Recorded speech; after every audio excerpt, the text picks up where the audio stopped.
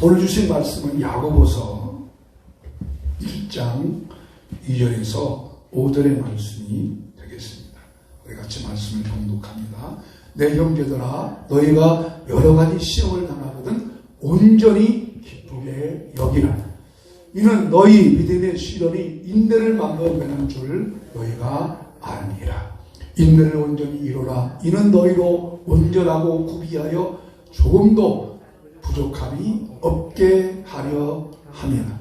너희 중에 누구든지 지혜가 부족하거든 모든 사람에게 호의 주시고 꾸짖지 아니하시는 하나님께 구하라. 그리하면 주시리라. 아멘.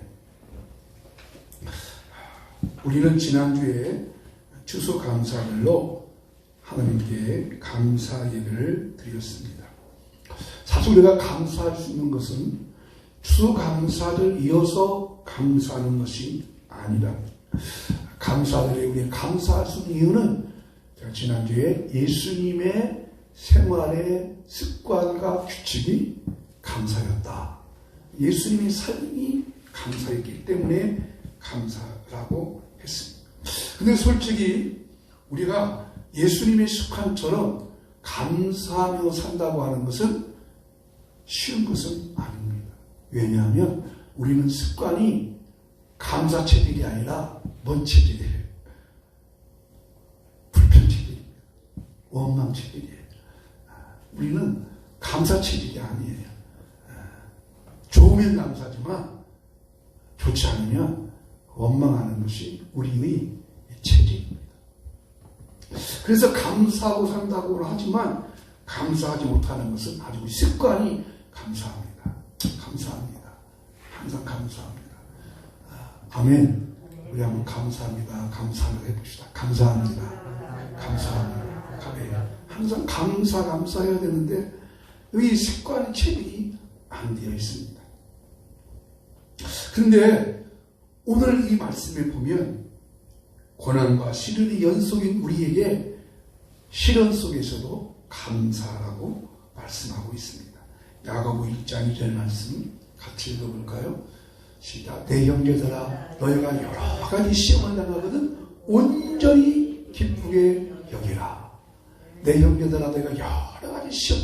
여기서 말하는 시험은 사탄의 유혹이 아니라, 우리가 또 시험은 테스트 그런 것이 아니라 우리에게 오는 여러 가지 환난과 시련과 역경을 말합니다.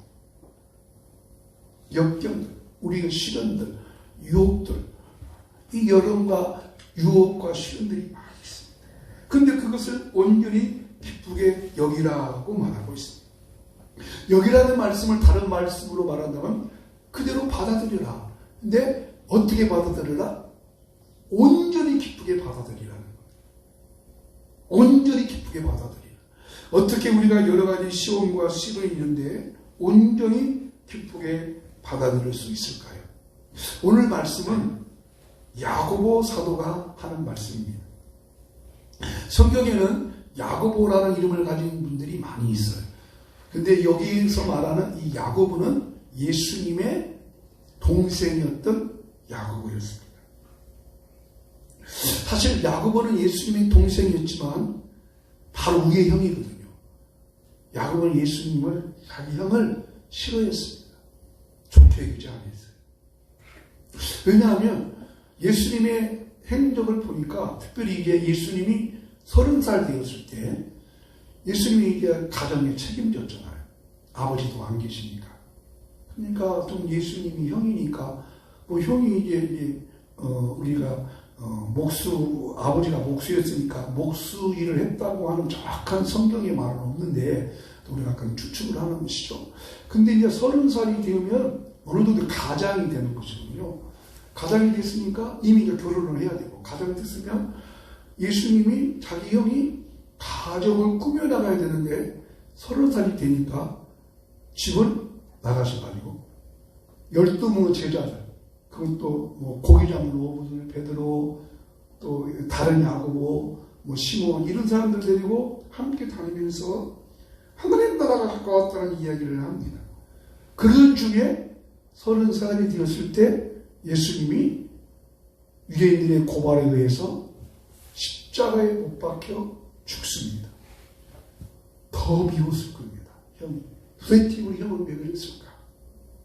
그러면 야고보 그 동생이 왜 예수님에 대해서 이렇게 화가 잔뜩 났겠을까요? 잘 모르겠죠. 그거는 이것 때문에. 야고보는 예수님의 탄생의 비밀을 몰라요. 자기는 아버지 요셉, 어머니 마리아와 결혼해서 태어났지만 예수님은 아버지 요셉, 어머니 마리아하고 결혼해서 태어난 것이 아니라 어떻게 해요? 결혼하기 전에 성령으로 태어났단 말이죠. 근데 그것을 야고보가 모르고 있어요. 탄생의 비밀을 몰라요. 그러니까 예수님에 대해서 그렇게 미워했던 거예요. 예수님도 안 믿고. 그런데 반전이 났어요. 예수님이 죽으시고 3일 후에 자기 형이 예수님이 살아나셨어요. 아멘. 살아났어요. 야고보가 깜짝 놀랐어요. 한편으로는 기뻤을 것이고 한편으로서는 죽은 형이 살아났으니까 두려도 했겠죠. 근데 그때 예수님이 야고보를 만나주십니다. 그리고 그때 야고보가 깨닫습니다. 내가 잘못 알았구나. 예수님은, 우리 형은 육신의 형이 아니라 메시아구나. 메시아구나. 하나님의 아들이시구나. 깨닫게 된 거예요. 그래서 야고보가 예수님한테 회개한 것입니다. 아마 성경에는 이렇게 해서 형님이 아닙니다. 예수님은 형님이 아니었습니다. 예수님은 하나님의 아들이었습니다. 우리를 구원한 메시아였습니다. 내가 회개합니다. 내가 예수님을 위해서 복음을 증거하며 살겠습니다. 라고 하면서 예수님의 제자가 되었던 것입니다. 그렇습니다, 여러분. 우리가 신앙에 흔들리는 이유 중에 하나는 부활한 예수님을 만나지 못했기 때문이에요. 예수님이 누구신지 확실히 모르기 때문이에요. 예수님이 나의 메시아요, 나의 구세주요, 나의 구원자라고 확실히 믿는다면 우리 흔들림에서 자유를 얻게 될 줄로 믿습니다. 이후에 야고보는 복음을 증거하기 시작합니다. 그리고 복음을 증거할 때에 많은 시련과 핍박이 그에게 찾아왔습니다.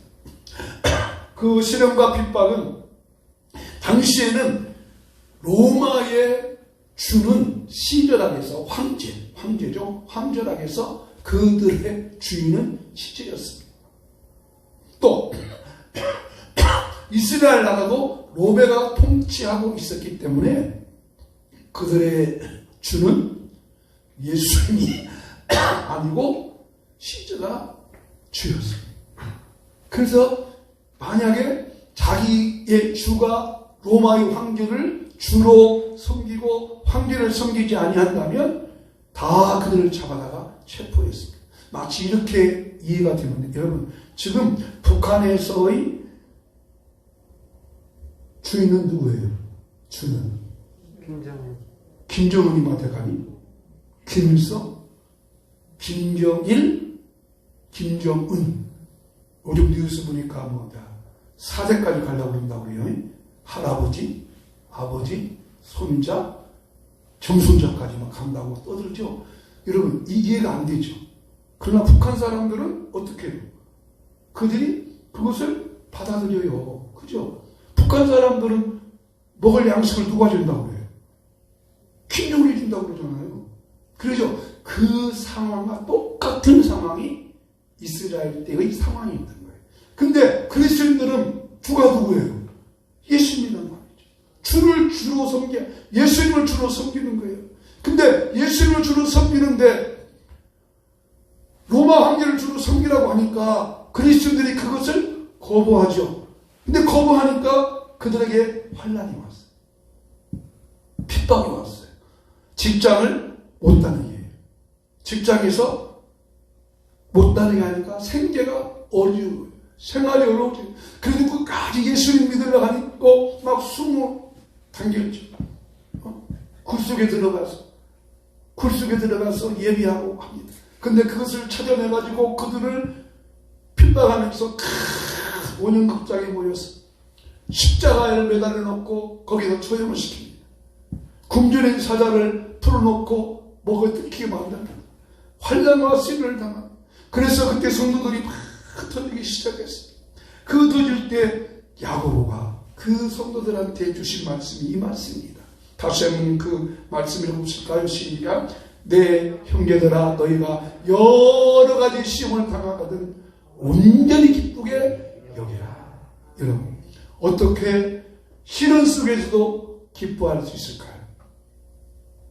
어떻게 엄청난 고난과 시련과 역경 속에서도 기쁘게 받아들일 수 있을까요? 세 가지의 말씀이 있었기 때문입니다. 첫째로 하나님의 말씀을 믿기 때문입니다. 하나님의 말씀을 믿기 때문입니다. 여러분 성경은 사람들에 의해서 기록됐지만 하나님의 말씀입니다. 성경은 야고보에 의해서 야고보서가 기록됐지만은 야고보를 하나님이 감동해서 야고보라는 성경을 기록했기 때문에 야고보서의 말씀은 야고보의 사상과 야고보의 말이 아니라 하나님의 말씀입니다. 야고보서는 야고보의 말씀이 아니에요. 하나님의 말씀이에요. 그렇기 때문에 하나님의 말씀이기 때문에 그 말씀을 그대로 받아들여야 돼요. 자, 야고보가 어떻게 하나님 말씀을 했어요? 읽어보실까요? 시작. 내 형제들아 너희가 여러 가지 시험을 당하거든 온전히 기쁘게 여기라. 시험을 당할 때 기쁘게 여기라는 겁니다. 여러분 하나님의 말씀을 말씀대로 받지 못하기 때문에 사실 우리는 어려움이 옵니다. 그러나 하나님의 말씀을 말씀대로 받아들이고 믿는다면 이 말씀을 그대로 받아들여야죠. 받아들여요. 근데 여기서 말씀하는 시련, 말씀대로 시련과 연단과 고통이에요. 근데 그 하나님의 말씀을 그대로 받아들이라는 겁니다. 어떻게 여러 가지 시련과 환난이 있는데 기쁘게 받아들일 수 있을까요? 어떻게 고난과 환난 속에서 기쁘게 받아들일 수 있을까요? 근데 실질적으로 그 당시에 초대교회 성도들은 이 시련과 역경 속에서 기쁨으로 받아들였어요. 애기 엄마가 예수를 믿는다고 핍박받고 그 아이와 아기 엄마를 원형극장에 모아놓고 십자가형을 내립니다. 화형시키는 거예요. 그때 그 엄마가 그렇게 말해요. 아이야, 우리가 하나님의 말씀을 믿지. 하나님의 말씀을 믿지. 주의 말씀을 믿지. 주는 오신다. 부활의 소망을 그들이 믿었기 때문에 그 환난과 역경을 이길 수가 있었습니다. 그렇습니다. 여러분들 하나님의 말씀을 믿으시길 바랍니다. 예수님께서 이 땅에 오신 이유가 뭡니까? 인간의 육체를 입고 이 땅에 오신 이유가 우리를 구원하기 위하여 오신 예수님이 이제 12월달 대림절의 기간입니다. 다음 주에 대림절에 관한 말씀을 드리겠지만 우리가 11월 한 달 동안 그 주님을 기다리는 것이죠. 그 말씀을 믿기 때문에 약속한 대로 오신 예수를 믿기 때문에 그렇습니다. 또 있습니다. 시련과 역경 속에서 말씀을 그대로 받아들이며 기뻐했던 사람이 있습니다. 그게 바로 바울과 실라입니다. 바울과 실라는 복음을 전하다가 매를 맞고 손과 발을 쇠고랑을 치워져 감옥에 갇혔습니다. 육체적 고통도 있지만 정신적 고통이 있었습니다. 매를 맞았으니 몸에 상처가 있었고 고통이 있었습니다. 근데 그날 밤에 바울과 실라가 하나님을 찬송합니다. 감옥에서 이것을 보고 간수가 깜짝 놀랐습니다. 여러분 세상에 감옥에 앉아서 내일 지금 당장 처형될 줄 모르는 죄수들이 어떻게 찬송하겠어요? 그 말은 뭐예요? 기쁨으로 받아들였다는 것이죠. 그런데 바울과 실라가 감옥에서 찬송하니까 놀라운 신기한 일이 벌어집니다. 바울과 실라를 묶었던 착고가 풀려집니다. 옥문이 열려집니다. 바울과 실라가 옥문이 열렸으니까 어떡하겠어요? 밖으로 나가버리겠죠. 근데 간수가 이렇게 말합니다. 여보시오. 내가 어떻게 해야 구원받겠습니까? 물어봐. 왜냐하면 그 당시에는 죄수가 도망가 버리면 그 죄수 대신 간수가 그대로 죽어야 하기 때문에 간수가 그냥 죽어버린단 말이에요. 그럼 바울과 실라가 도망가 주라고. 그러니까 바울과 실라가 도망 안 갑니다. 걱정 마세요. 걱정 마세요. 그리고 이 간수가 물어봐요. 내가 어떻게 해야 구원받겠습니까? 어떻게 구원받겠습니까? 라고 하니까 바울과 실라가 주 예수를 믿으세요. 그리하면 당신이 구원을 받습니다. 여러분, 간수가 이렇게 물어볼 수 있었던 이유가 뭘까요? 다른 죄수들은 오히려 살려달라고 하는데 간수가 죄수한테 살려달라고 했던 이유가 뭘까요? 바울과 실라는 고난을 당하는데도 시름 당하는데도 다른 죄수들과는 달랐습니다. 즉 바울과 실라는 시련을 대하는 태도가 다른 사람들과 달랐기 때문에 정말 저들에는 뭐가 있겠구나. 저들이 믿는 예수 그리스도 안에는 무엇인가 있구나 라고 해서 간수가 물어봤던 것입니다. 여러분, 우리가요 시련을 당할 때 기뻐하고 시련 당할 때 염려하지 않고 오히려 하나님께 기도가 나아가면 여러분의 주변에 형제, 자매, 친구들이 물어봐요. 야, 너 진짜 1등이다. 너 진짜 예수 믿는 사람이다.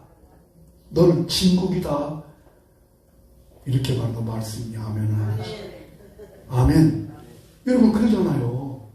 여러분의 주변의 사람들이 정말 저 사람은 주일 날은 어김없어. 절대 주를 범하지 않아요. 어떤 생각이 교회 간다니까. 지도한 사람이야. 절대 시길 좁았지. 빼먹지 않아. 야, 지도한 사람이야. 당신 보니까 정말 예수님 살아있다.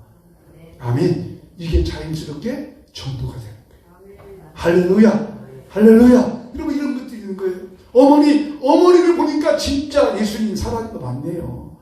응? 당신 보니까 진짜 예수님 살아있다. 당신 같은 예수님을 믿는다면 나도 믿겠다. 아멘. 자연스럽게 전도가 된 거예요. 바울과 실라가 시련 속에서 그래도 온전히 기쁘게 여기니까 간수가 우리가 어떻게 구원을 받느냐고 물어봤듯이 오늘 여러분의 삶 속에 시련 속에서 고난 속에서 역경 속에서 온전한 믿음, 흔들지 않는 믿음, 순교하는 믿음이 여러분 삶 속에 일어나기를 주의 이름으로 축복합니다. 할렐루야. 두 번째, 왜 시련 속에서도 온전히 기쁘게 여겨야 할까요? 시련을 통해서 온전해지기 때문입니다. 시련을 통해서 온전해지자. 4절 말씀 보실까요? 시작. 인내를 온전히 이루라. 이는 너희로 온전하고 구비하여 조금도 부족함이 없게 하려 함이라. 시련을 통해서 온전하게 된다는 거죠. 그러니까 우리가 시련과 역경과 고난과 약함을 통해서 그 시련이 막 굳어져서 온전하도록 부족함이 없도록 만들어 준다는 것. 온전하다는 것은 완전하다는 뜻입니다. 온전한 마음을 가지라는 것. 그러기에 성도는 시험을 당하면 호도박을 떠거나 책임 전가하거나 낙심하거나 좌절하며라 이런 인내와 이런 연단과 이런 신을 통해서 내가 더 온전해진다. 완전해진다는 마음을 가져야 합니다. 여러분 인내를 통해서 온전함의 이런 성도 한 사람이 있습니다. 여러분도 잘 아는 사람이에요. 누구냐면 아브라함입니다. 아브라함은 인내를 통해서 신을 통해서 온전해진 사람이에요. 자, 아브라함에게 약속이 주어졌죠. 내가 너에게 큰 민족이 되게 해주겠다. 즉 아들 주겠다는 약속이죠. 75살. 근데 하나님께서 75살에 약속을 하셨는데 언제 주겠다, 몇 살에 주겠다 약속하지 않으셨어요. 예를 들어서 여러분이 기도를 하는 거예요. 기도하니까 하나님께서 마음의 확신을 주여 내가 도와주겠다. 걱정하지 말아라. 그러면 도와주고 걱정하지 말라 약속했으니까 얼마 전에 얼마 안에 이루어지 않겠어요. 그 기도 응답이. 한 달? 1년? 근데 아브라함은 1년 5살 약속을 했는데 약속이 안 이루어져요. 75살에 약속했으니까 아들 준다고 했으니까 최소한 2, 3년, 3, 4년은 걸리면 아들 낳게 해야 되네요. 아들이 안 낳아. 얼마나 답답하겠어요? 그러나 하나님께서 언제 아브라함에게 약속을 해주십니까? 당장 해주시지 않았어요. 아브라함이 75살에 약속했지만 몇 살에 아들을 낳았죠? 100살 낳았어요. 자, 여러분 왜 그랬을까 생각해 보세요. 자, 이 말을 일을 잘 들어보세요. 자, 75살에 하나님이 아브라함아 내가 너에게 자녀 주겠다 약속했는데 76살에 정말 아들을 낳았어. 그러면 아브라함이 정말 감사하고 생각하겠어요? 그냥 당연하다고 생각하겠어요? 그렇죠. 그렇습니다. 아브라함이 당연하다고 생각했을 거예요. 근데 몇 살에 아들 낳았어요? 100살 낳았어요. 100살에 아들 낳을 수 있는 환경이 돼야 안 돼요? 안 돼요. 아브라함이 아내 사라는 90살이에요. 90살이면 아들 낳을 수 있는 생리적 조건이 안 되었어요. 그래서 사라가 웃었잖아요. 내년 이맘때 온다니까. 그러면 100살에 아브라함이 100살, 사라가 90살에 난 그 아들 이삭을 보고 당연한가라고 생각하겠어요? 하나님의 은혜로 생각하겠어요? 할렐루야. 하나님의 은혜로 생각해요. 아브라함은 75살에 약속받고 25년간의 시련 겪고 아들 이삭을 낳았어요. 중간에 이스마엘 때문에 얼마나 역경을 겪었어요. 근데 그것을 또 참고 드디어 100살에 아들을 낳고 하나님께서 아브라함의 믿음이 온전해질 수 있다고 하는 것을 우리에게 보여준 모델이었습니다. 여러분, 저와 여러분도 마찬가지입니다. 우리에게 약속이 주어졌을지라도 그 약속을 이루어지기 위해서는 기다려야 돼요. 인내로. 그래서 그 인내가 온전해지고 안전해지고 결국 성숙한 저와 여러분 되기를 주 이름으로 축복합니다. 금이 되기 위해서는 뜨거운 불 속에 들어가는 연단이 있습니다. 여러분, 돌멩이는 불에 넣고 달고요. 돌멩이는 불에 넣고 담그지 않습니다. 그러나 금은 불에 넣고 달아가지고 큰 승분 만들어가지고 99% 아니면 28K, 18K 만들어주는 것. 그렇습니다. 아브라함이 실수가 우리에게 주는 경우는 하나님의 약속을 이루기 위해서는 어떤 경우라도 어떤 시련이 일어났더라도 인내하고 참고 기다리며 온전하게 줄 수 있는 여러분 되기를 주 이름으로 축복합니다. 모든 것은 인내의 결실입니다. 여러분, 가을의 국화는 인내의 결실이잖아요. 봄에 그 국화꽃을 씨앗을 갖고 가고 가을의 국화를 펴기 위해서 그 가을의 국화의 작가들이 얼마나 인고의 시간을 겪을까. 가을에 거두어진 모든 열매는 인내의 결실 아니겠어요? 바람이 불고 비가 오고 태풍이 오더라도 끝까지 남아있는 열매만 거둔다고 하는 것은 인내의 교훈입니다. 저와 여러분이 우리 앞에 어떤 시련이 온다 할지라도 인내와 이 연단의 시련을 통해서 온전해지고 성숙해지는 저와 여러분 되기를 주 이름으로 축복합니다. 세 번째, 인내, 시련 가운데서도 기뻐할 수 있는 이유는 기도하면 지혜를 주시기 때문입니다. 여러분, 우리가 시련 당하면요, 우왕좌왕. 그렇죠? 어떻게 할지 몰라요. 이게 하려나, 어떻게 하려나.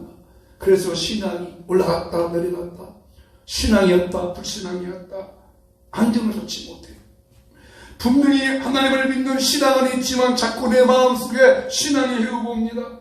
교회를 떠난 것은 아니지만 예배에 생승이 나요. 시련이 온다 할지라도 예수 안 믿으면 지옥 간다는 것을 알기 때문에 교회는 나오긴 나오더라도 흔들립니다. 지혜가 없어요. 어떻게 하는가? 우왕좌왕합니다. 근데 이렇게 어떻게 할지 알지 못할 때 어떻게 합니까? 야고보 1장 5절 말씀 읽어볼까요? 시작. 너희 중에 누구든지 지혜가 부족하거든 모든 사람에게 후히 주시고 꾸짖지 아니하시는 하나님께 구하라. 그리하면 주시리라. 아멘. 지혜가 부족하다는 것이죠. 그죠? 시련이 오고 환난이 오면 지혜가 없어져요. 지혜가. 어떻게 해야지? 그런데 지혜가 부족하니까 뭐 하라는 거예요? 하나님께 구하래요. 모든 사람에게 후회 주시고 꾸짖으시지 않으면 하나님께 구하래요. 얼마나 유리의 말씀이에요. 시련이 오니까 구하라는 거예요. 왜? 지혜가 부족하니까 하나님 지혜를 주세요. 이 어렵고 시렵고 환난과 역경 속에서 어떻게 해야죠? 이 어려움을 어떻게 타개해야죠? 하나님 내게 좀 지혜를 주세요 하면 하나님께서 지혜를 여셔서 누구를 만나야 할지, 아멘, 어떻게 해야 할지 그 길을 인도해 줄 줄로 믿습니다. 근데 여기서 중요한 것은요, 어떻게 구하느냐가 중요해요. 하나님께 구하라. 근데 어떻게 구하느냐? 이 구한다는 말씀은 아주 재미있는 뜻이 있어요. 하나님께 간구하고 기도하는데 어떤 마음으로 기도하냐? 마치 하나님께 내 것을 맡겨놓은 것처럼 하나님께 구하라는 거예요. 자, 실제 예를 들어볼게요. 친구가 내 돈을 빌려갔습니다. 그 많은 돈도 아니고요. 얼마 안 되는데 잊어먹고 안 줘요. 그러면 그 친구한테 가서, 친구, 내가 너 나한테 돈 빌려간 거 있잖아. 좀 그거 좀 갚아주라. 그렇게 마치 친구한테 내가 돈 빌려오듯이 말합니까? 아니면 당당하게, 야, 너 이제 돈 좀 갚아야지. 그렇게 말합니다. 1번입니까? 2번입니까? 당당하게 만들어야죠. 그죠? 야, 친구, 그 돈 좀 빨리 좀 갚어. 이렇게 아쉬워갖고 합니까? 아니면, 야, 너 지금 그 얼마나 됐어, 기간이. 그거 빨리 갚아야 할 거 아니야? 라고 말할 겁니다. 여러분, 하나님께 구한다는 것은 하나님께 뭐 맡기는 것처럼 하나님 주셔야 돼요. 주셔요. 라고 구하라는 거. 아멘. 이것이 하나님과 우리의 기도의 관계. 하나님께서 우리가 기도를 들으실 때는요, 하나님과 우리의 관계 속에서 기도를 들어주시는 거예요. 내가 선행이나 내 행위나 내 공로나 그거 보지 아니하시고 내가 하나님께 가서 구하는 것이고, 그러므로 우리는 하나님께 나아가서 구할 수 있는 권리가 있고 하나님은 우리에게 주실 수 있는 의무가 있는 거예요. 따라서 나는 구할 수 있는 권리가 있고 하나님은 내게 주어야 하는 의무가 있다. 아멘. 우리는 구할 수 있는 권리가 있어요. 왜? 하나님의 자녀니까. 또 하나님은 우리에게 줄 수 있는 의무가 있어요. 왜? 나를 하나님의 자녀로 만들었으니까. 아멘. 그죠? 부모와 자녀가 더 마찬가지 아니에요. 그런데 제가 여기서 아주 놀라운 시간을 기다렸어요. 여러분, 하나님께 간구하고 기도해서 지혜를 얻었던 한 분이 계세요. 그게 누구냐면 솔로몬. 솔로몬이 큰 신이 찾아왔습니다. 왕으로서 세상 말로 쪽팔린 위기에 처해 있어요. 왜냐하면 이제 왕이 심리예고가 재판하는데 두 여인이 찾아와서 서로 아기를 하나 붙고 자기 아기래. 참 미쳤것이. 서로 자기 아기래. 아기 하나는 좀 죽어버렸어요. 비슷한 날 태어난가 봐요. 그래가지고 사내에게 찾아와가지고 저 여인이 내가 잠든 사이에 네 아기를 빼앗아갔습니다. 근데 아닙니다. 저 여인이 빼앗아갔습니다. 서로 자기 아기라고 주장하는데, 여러분, 이거 어떻게 판결해야 돼요? 그때 솔로몬은 어떻게 판결합니까? 칼을 가지고 와라 해가지고 아기를 똑같이 서로 자기 아기를 하니까 반절 쫙 나눠가지고 서로 나눠 가져나갑니다. 여러분, 그렇게 하면 돼요, 안 돼요? 그렇게 허락하는 사람이 있었어요. 한 여자는 뭐래요? 그렇게 허락하는 것이지. 그래서 네 것도 안 되고 내 것도 안 되게 만들어내는 거예요. 근데 한 여인은 왕이시여, 제발 살리만 주세요. 내가 포기할게요. 그때 왕이 누가 진짜 살아있는 아기 엄마예요? 살려달라는 여인. 자, 그럼 그 지혜가 어디서 왔어요? 그 지혜가 어디서 왔어요? 하나님께서 솔로몬에게 주셨죠. 뭐 했습니까? 1초 문제 드리고 하나님께서 야 내가 너에게 무엇 해주기 원하느냐 물으니까 하나님 저에게 지혜를 주셔요. 아멘. 하나님께 구하니까 하나님이 지혜를 주셔서 그 어려운 문제풀을 풀어주신 거예요. 여러분 우리 삶 속에 어려운 문제가 많이 있잖아요. 그래서 그런 말 하잖아요. 솔로몬의 지혜가 필요할 때가 있잖아요. 그러나 하나님께 간절히 간구하고 기도하면 하나님이 지혜의 문을 열어 줄 줄로 믿습니다. 하나님께 구하시기를 예수 이름으로 축복합니다. 그러냐 제가 하나님께 구하는 이 기도하면서 하나님께 회개한 때가 있어요. 이번 다니엘 기도회 때요 제가 하나님께 이런 기도를 한 일이 있어요. 하나님 아버지 근데 여러분 아버지와 자녀 관계 속에서 아버지보다 더 가까운 친근감의 호칭이 뭐예요? 아빠죠. 아빠. 여러분의 자녀들이 여러분한테 아빠, 엄마 라고 불러요? 아버지, 어머니라고 불러요? 제 기억으로 저도 아버지를 아버지라고 부르지 아빠라고 부르는 게 없어요. 잘 보니까 아빠가 더 친근한 호칭이잖아요. 저희 큰 형님이 결혼할 때가 제가 중학교 1학년이었거든요. 근데 그때 결혼해 보니까 저희 형수님이 아버지를 아버님이라고 부르대요. 또 깜짝 놀랐어요. 근데 저는 아버지를 한 번도 아빠라고 부른 적이 없어요. 저희 자녀들은 지금 저를 부를 때 아버지라고 부르는 놈이 한 놈도 없어. 다 아빠라고 불러. 근데 또 한 놈이 아버님이라고 부르대. 최영근 사위가 아버님이라고 부르더라. 높은 호칭이죠. 여러분 아버지가 좋아요? 아빠가 좋아요? 아빠가 더 친근감이 있잖아요. 하나님은 아빠 하면서 불러보세요. 잘 안 되죠? 저도 안 됐어요. 왜? 하나님은 한 번도 아빠라고 부르면서 기도해본 역사가 없어요. 그래서 안 되더라고요. 제가 이제 기도하면서 이마 크게 하고 아빠 도와주세요.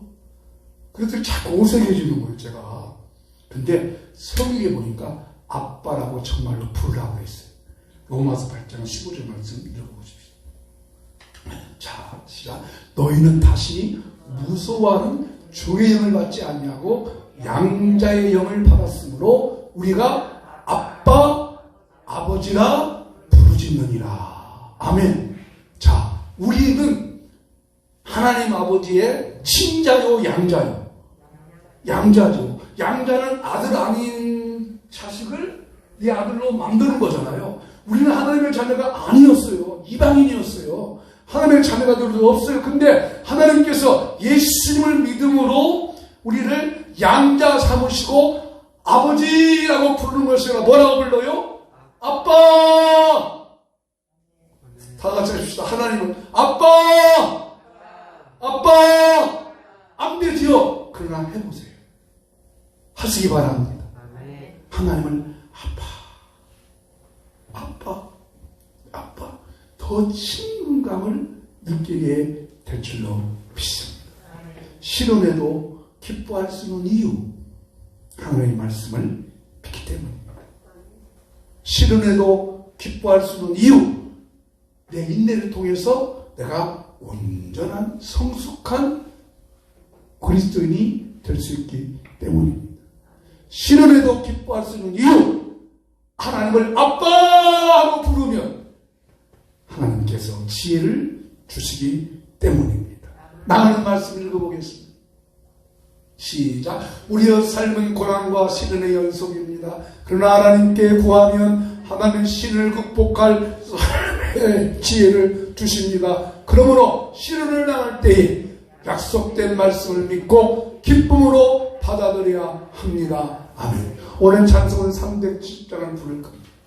내 주와 맺은 약속은 영을 변하시니 그 나라 가기까지는 늘 함께 해주십니다. 내 두려움이 변하여 기도가 되고 내 한숨이 변하여 찬송이 될 수 있습니다. 왜? 하나님께서 시련을 통해서 그 약속을 이루어 주시기 때문입니다. 그 약속 믿고 나아가는 저 여러분 되기를 예수 이름으로 축복합니다.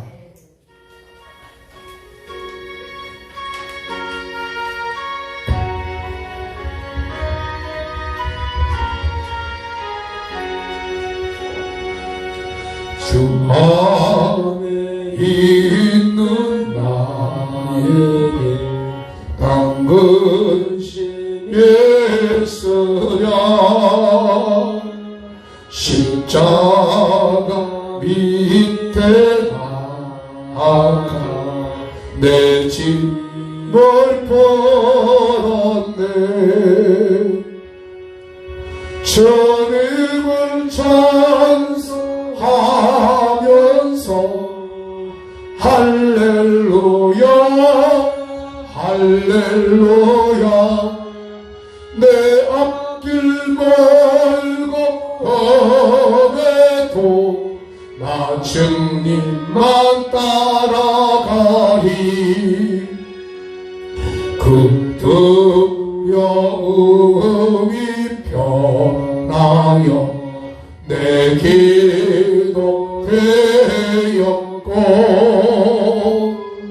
전날의 한숨 변하여 내 노래 되었네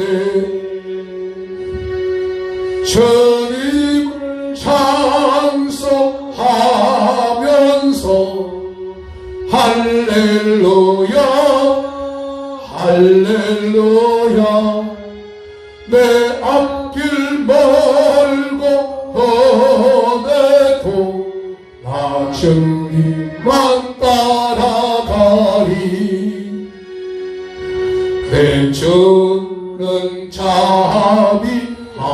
자비하셔서 늘 함께 계시고 내 굽힌함을 아시고 늘 채워주시네 주님을 찬송하면서 할렐루야 할렐루야 내 앞길 멀고 험해도 나 주님만 따라가리 내 주와 맺은 언약은 영불변하시니 그 나라 가기까지는 늘 보호하시네 주님을 찬송하면서 할렐루야 할렐루야 내 앞길 멀고 험해도 나 주님만 따라가 오늘 주신 약속의 말씀을 생각하면서 우리가 시련에도 기뻐할 수 있는 이유는 하나님의 말씀을 믿어야 하기 때문입니다. 우리가 시련에도 온전할 수 있는 이유는 인내를 통해서 온전한 사람이 되기 때문입니다. 우리가 시련에도 기뻐할 수 있는 이유는 시련 당할 때 하나님께 아빠 하고 부르면 지혜를 열어주시기 때문입니다. 하나님, 내가 주 약속을 믿고 우리가 시련과 역경과 고난 속에서도 온전히 기뻐함으로 생활의 지혜와 온전한 성도가 되게 해달라고 같이 한번 기도합니다. 하나님 아버지, 우리 삶은 시련과 고난의 연속입니다. 그러나 시련과 고난 속에서도 우리가 기뻐하고 감사하고 믿음으로 버틸 수 있는 이유는 하나님의 말씀을 믿기 때문입니다. 그 말씀이 내게 이루어집니다. 나에게 이루어졌습니다. 그래서 온전하고 성숙한 그리스도인으로 만들어질 수 있습니다.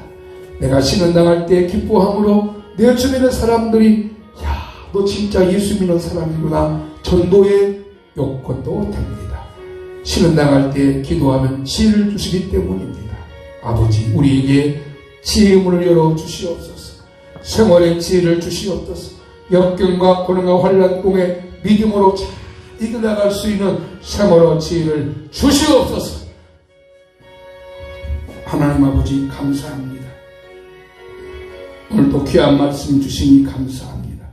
이 말씀을 그대로 받아들이며 이 한 주간 동안에 시련 당하거나 어려움 당하거나 고통당할 때 말씀을 받아들임으로 기쁨을 얻게 하여 주시고 지혜를 열어 주시옵소서. 지혜를 열어 주시옵소서. 지혜를 열어 주시옵소서. 어떻게 해야 할지, 어떻게 이 어려움을 극복해 나갈지 지혜를 열어 주시옵소서. 이 시간 기도합니다. 약속 믿고 기도합니다. 채찍에 맞음으로 너희가 남을 얻었느니라. 그 약속대로 고쳐주옵소서. 치유하여 주옵소서. 낫게 하여 주옵소서. 관절과 신경통과 모든 심장과 모든 심장들이 깨끗이 치료될지어다. 당뇨 수치와 혈압 수치도 정상되게 하시고 소화기관을 회복해 주시고 치유 역사가 일어나게 하여 주시옵소서. 강건케 하여 주시옵소서. 강건케 하여 주시옵소서. 코로나 전염에서 벗어주시고 건져주시고 보호하여 주시옵소서. 여호와는 내게 복을 주시고 너를 지키시기를 원하며 여호와는 그 얼굴을 내게 비추사 은혜 베푸시기를 원하며 여호와는 그 얼굴을 내게로 향하여사 평강 주시기를 원하노라. 아멘. 지금 주 예수 그리스도의 무한하신 은혜와 하나님 아버지의 그거 놀라우신 사랑, 성령님의 감동, 감화인도, 교토, 충만하심이 오늘 시련 속에서도 기뻐할 수 있는 이유를 알고 오직 하나님께 구해서 지었기 원하는 우리 모든 성도님들의 삶 속에, 생활 속에 일터와 사업과 자녀 위에 이제부터 영원히 함께 있을지어다. 아멘.